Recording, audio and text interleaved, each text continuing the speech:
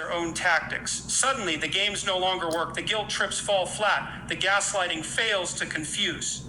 The empath, once pliable, becomes unyielding. What the narcissist throws outward bounces back, and the impact is jarring. This reflection is not dramatic in the way revenge is portrayed.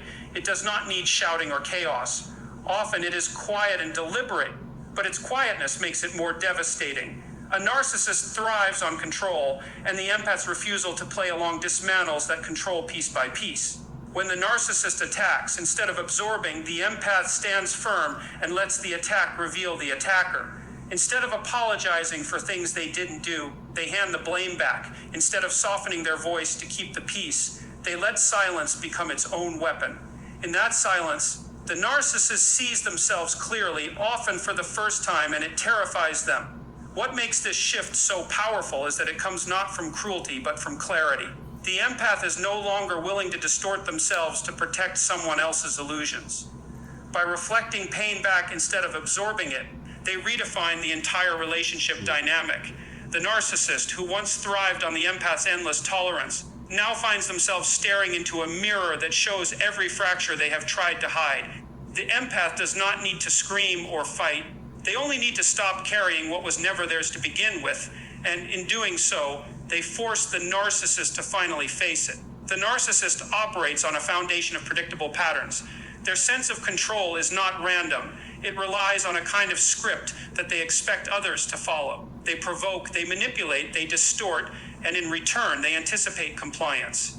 They anticipate forgiveness, silence, or submission. This is what allows them to maintain their illusion of superiority and dominance.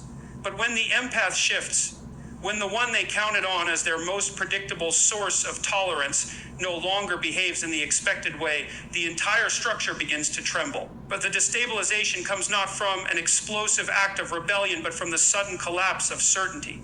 For the narcissist, nothing is more threatening than unpredictability in someone they once controlled.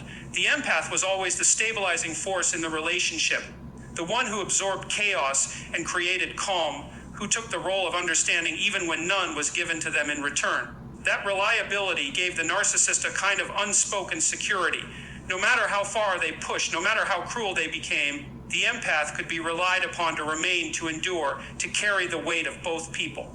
But once the empath decides they will no longer respond in that way, the narcissist's assumptions begin to fail.